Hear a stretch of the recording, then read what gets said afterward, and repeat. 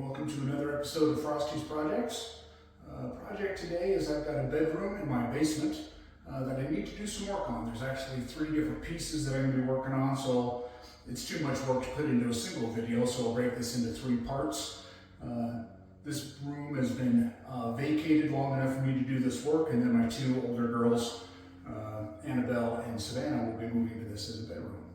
So the work that we have to do today is, as you can see, this room was carpeted and we had to remove all of the carpet. I'll explain more in detail when we get to that portion of the video. Also, in this corner, you can see there's a big hole in the wall down there in that corner. That's some water damage, so I need to do a drywall repair. And then last but not least, over here at this door, it's kind of hard to see from this angle. Let me see if zooming in helps at all. The strike leg of this door frame has been removed. It needs to be replaced and put back into place. I still have that strike leg. It's actually in good condition, so I'm going to be able to reuse that piece. But just the same, I need to be able to get this door closed and latchable again for the girls. So that's the project for today. Kind of threefold, and I'll give a little bit more of an intro on each one of the parts as we get to it, kind of explaining how we came to be where we're at with this room. So because this room was originally carpeted, and the reason the carpet had to come out is because the basement flooded. We had some severe storms last late spring or early summer, and this whole region got quite a beating with rain, and it actually flooded this basement here. And so we had to rip the carpet out. So since we're putting down vinyl tile in its place, which is considerably thinner than the original carpet, this base, or this trim, was put down to the elevation of the carpet. And you can see I can actually put my hands underneath here. But when I put the vinyl down, the vinyl is so much thinner that this base has to be lowered. Not only is this base at least 10 years old, it's also been water damaged from the flooding. So I'm going to replace all this base. So I'm going to be taking it all off so I can put the vinyl all the way up to the drywall. And when I install the new base, it'll be down even with the tile. So the first thing you need to do is typically there will be a bead of caulk right along set between the base and the paint. You want to take a utility knife or a box knife, razor knife, whatever you want to call it, and you want to cut very carefully that bead of caulk. And then if you are going to reuse this base, you want to be very careful when you're doing this because you don't want to damage the base. But because we're going to be replacing it, I'm less concerned with the base than I am with the condition of the wall. So once you cut that caulking, you can get a flat bar behind it, and very gently pry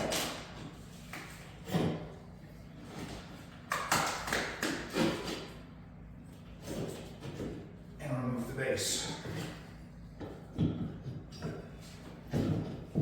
there we go. It's easiest if you just start at one end. Again, if we were saving it, that would be a bad thing. Since we're replacing it, I'm not nearly as concerned about that. So we'll go around the perimeter with a razor knife. We'll cut all of that caulking, and then we'll use the flat bar and we'll remove the base all the way around the perimeter of the room.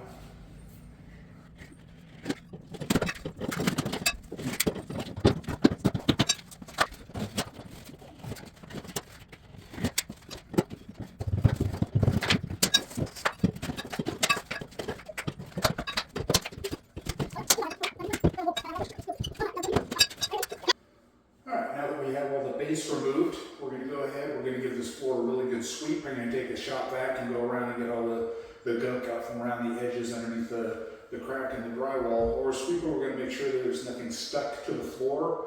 If there is, we need to take just a scraper and get it unstuck. And also, we also need to look and see if there's any damage to the floor, any kind of imperfections that need to be worked out before we start putting down glue and tile. So let's get the floor cleaned up and keep moving forward.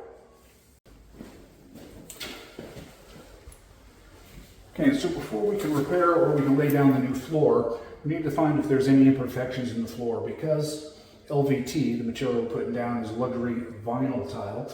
Vinyl is really soft. It's a durable material, but it's very soft. And so if you have any irregularities, like this hole, this crack in the concrete, and this crack you can actually see extends all the way back to the other wall. And there is a slight height difference between the two sides. This is a little bit higher than this side. I could grind this down, or I could fill this side, but since I've got this hole that needs to be filled as well, I'm going to go ahead and fill it and get it nice and smooth. Otherwise, when you put the vinyl tile on here, any kind of walking or traffic will cause that vinyl to squish, and because it's so soft, you'll end up with a crease that you can clearly and visibly see, even though it's on the other side of this vinyl tile. It will actually conform to it, and you'll end up with this exact mark coming up through your tile. So you want to make sure that any imperfection like this has been repaired before you put down the tile. So we've got some cracked concrete right there. We'll get that pried out of there. We'll get this cleaned out really, really well.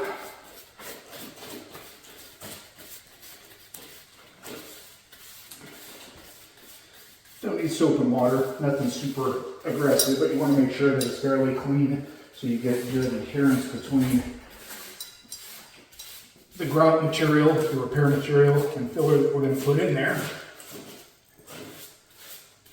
and the existing concrete. So you want to make sure that at least all the loose debris and dust is out of there. Okay, so what we have here is a Sika brand Pro Select Ready Mix Concrete Patch. Sika Krill is what it's called. Never used this stuff before. Let's see what it looks like.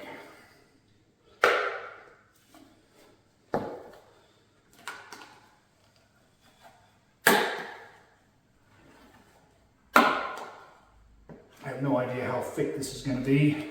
You can see this done on commercial job sites. It's fairly thin, and they pour it over the floor, and it's self-leveling. Often called gypcrete is what they call it. This is clearly a thicker material.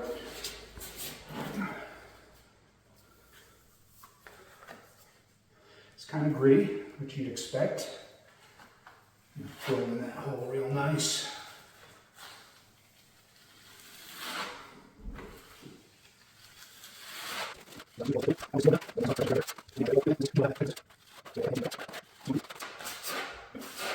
My initial impression of this product is pretty good.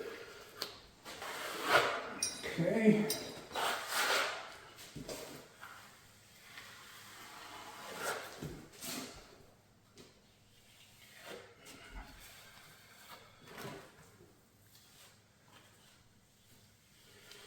I'll have to read the instructions. I don't know how long this takes to set up.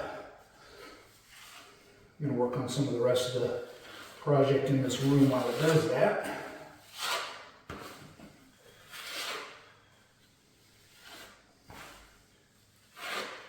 Where this hole is may actually need a second coat when all said and done. A little bit more put over the top. It's not smoothing out very well just because it was so thick. That hole was almost an inch deep, so let this cure. Add a second coat. Make sure that fill is really good. This has leveled out pretty nicely. All right, we'll let that cure, and we'll come back to it here in a few minutes. All right, so our material here has been set for a couple hours now. I do need to have a spot I need to fill in here. This is where, ooh, that's actually still a little soft.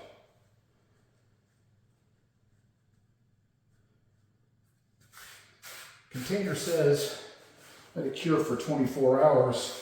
The thinner area is completely dry. It's only this thick spot that hasn't cured yet. As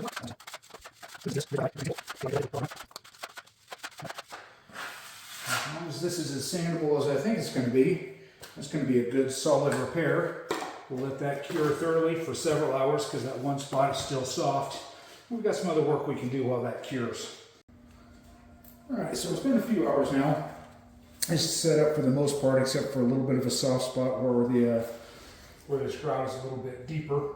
But I've got because it's a thick enough product, there's still a few blemishes, especially around the edges, that I'm going to try to smooth out. I already did over by the door.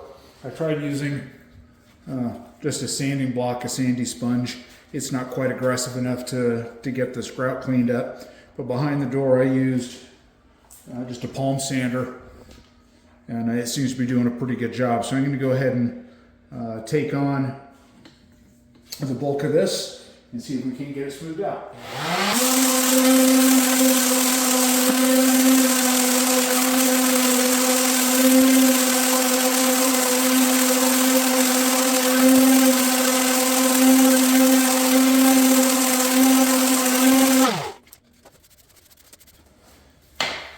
So that worked really well. That got all the rough edges off of it.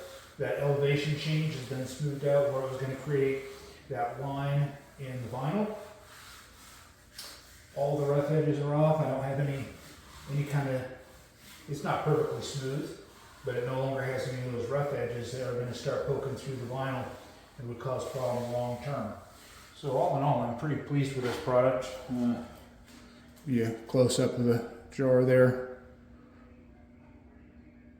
I wouldn't call this an endorsement, but as far as I'm concerned for household use, this worked pretty well. All right, so now that we've got the floor clean, I've already checked it out to make sure that I don't have anything stuck to it that's bubbled up, piece of gum. There were some small nails that were around the perimeter from where the tack strip had been, because there used to be carpet in here. There were still a couple of those nails that were left. I got those up. We've got the repair done over by the door, the grout repair where the crack is. So now we're going to lay out the floor and start putting down these tiles.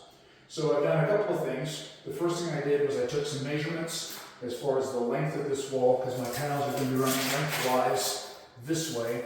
What I wanted to do was make sure that after I lay these tiles down and I get to the other end of the wall, if you imagine this is back there, I don't want to end up with my last tile being 1.5 inches or 2 inches, and then I'm having to cut a small piece and fit it in there because it'll never stick and it'll always come loose.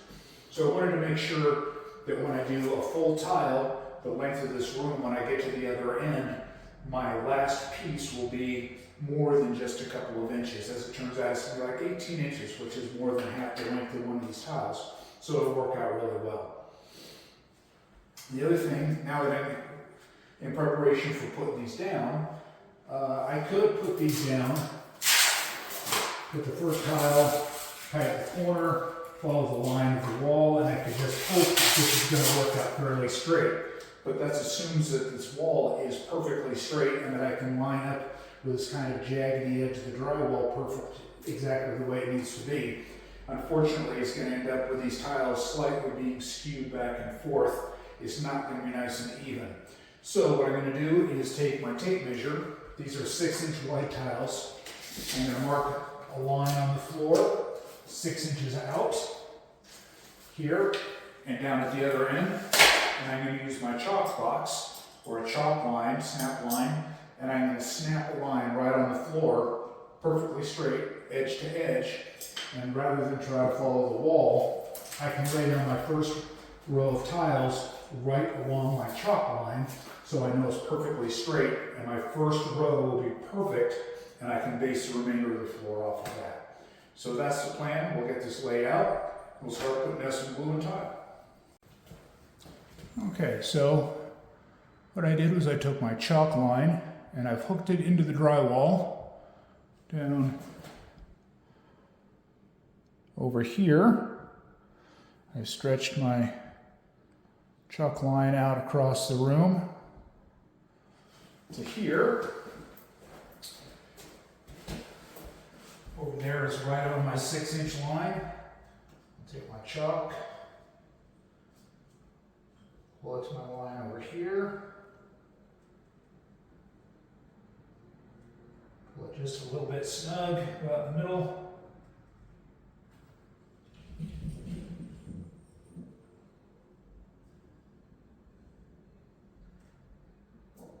Give it a snap. And now I've got a line on the floor.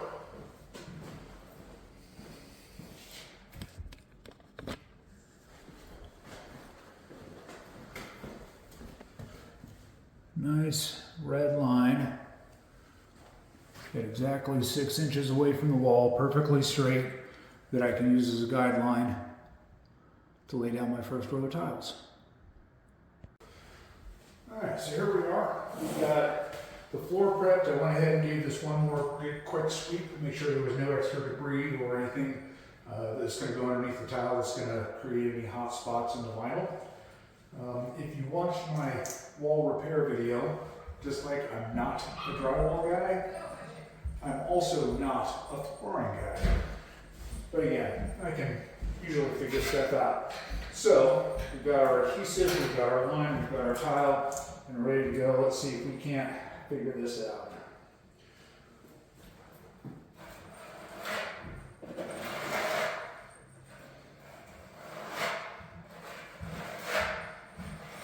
Go up to the line, make sure we still have enough of it that we can see, so we can lay our tile down.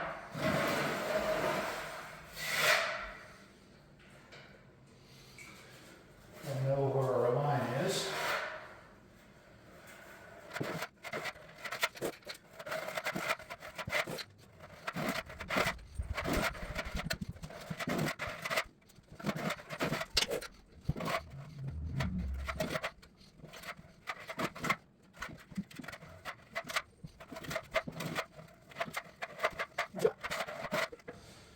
And we'll let that dry. Kind of like contact cement, where you let both sides dry before you stick it together. This tile is self-adhesive as well, so you pull the backing off of it. You don't want to put it on the glue while it's still wet. You want to let it get a little bit dry and tacky before you put down the tile. So we'll let that dry a little bit. We'll put down our first row, and we'll start throwing down some more glue. Okay, so my glue's been down for a little over an hour. Seems to be setting up nicely. So we're going to go ahead and start laying down at least this first row of tiles. And as I said earlier, this tile has self-adhesive on the back. You have to peel it. Take this, put it right up next to the wall. Make sure it's right on my line. Lay it down nice and neat,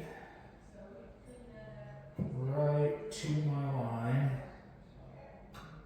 just like that. Okay. Get your next piece.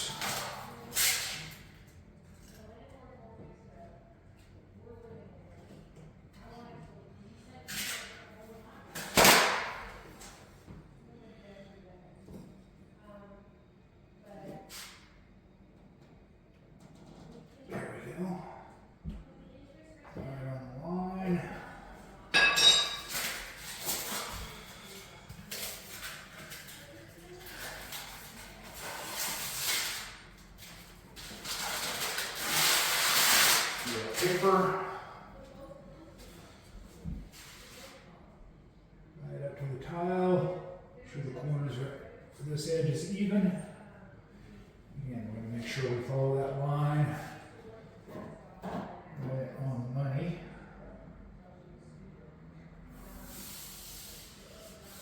The two tiles are tied up against each other.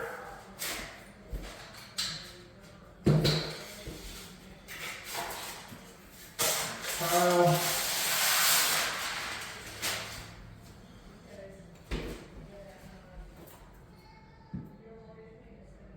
Tied up against each other. Nice and even right here. Get down right on our line.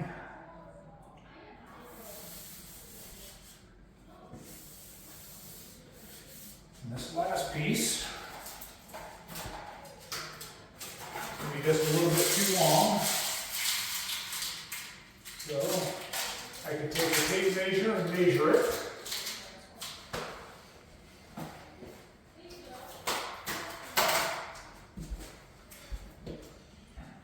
Or I can just make a little mark for the right length. Take my utility knife.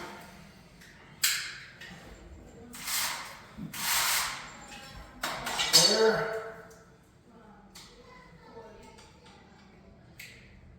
You don't even have to cut all the way through this. Give a nice score. And it pops just like that. Feel it?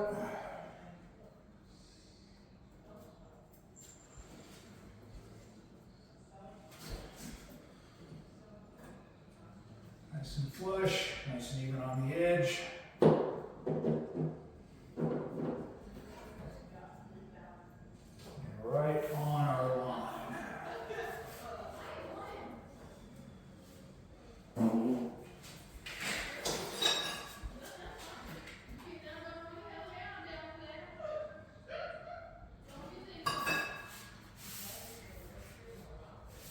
All right, that's our first row, perfectly straight. All these edges are nice and flush. And now we just repeat. When we do our next row up here, these tiles are 36 inches long, so I'll cut the first one in half. And that way, these seams aren't straight across. These seams will be staggered as you go across the floor, so that end will be a little bit shorter, and it'll zigzag all the way across the floor. We'll put down some more glue, let it dry, do the next section of tile, and just proceed all the way across the room. And it should look really nice when we're done. Okay, so here we are. We're finishing up the flooring in here. As you can see, I went to work on Monday. When I got home, the good news is my son had the day off and decided to finish the flooring in here. The bad news is he didn't record any of it. But back to the good news. Because I had laid down the first row up against the wall over there, you can see the girls have already started moving in. They're pretty excited to have this room to themselves. But they're still moving, so it's kind of cluttery. But you can see that after I did that first row, he continued with the flooring exactly the same way, putting down the glue, allowing it to dry. And if you come over here, you can see that this is a full-length tile all the way back to here. And the next tile over, he cut that tile in half. Then the next tile, he did another full length. Then another, another half, another full length, etc. And then he just had to make a narrow row here at the edge to take up that last little bit of space. So he did a really good job of staggering the tiles. It turned out really nice and flat. You can tell over here, this is where I did the concrete repair. It's turned out very smooth. Hopefully this will increase its longevity. And we won't start getting that crease across here that I was talking about in the intro. Now the other part of this that he already did, again, is he put down the base. I wasn't able to demonstrate how to cut or trim the base. The good news on that, however, is that the material I'm using for the base is exactly the same as the material I'm going to case out this doorway with when I'm done. So all the techniques used for finishing up this doorway will be identical to how we did, or how my son did, the base around the floor. So, although it's concluding a little bit odd for part 2, part 3 we'll tie this all in nicely together when we come time to finish up the door here. And we're in good shape. The project is moving along nicely. I hope you had a chance to see part 1 with the drywall repair in that corner. If not, I'll put a link in the description below. And I look forward to seeing you in part 3. I hope everybody has an excellent and blessed day. I know I am. And this is Frosty signing out for this part.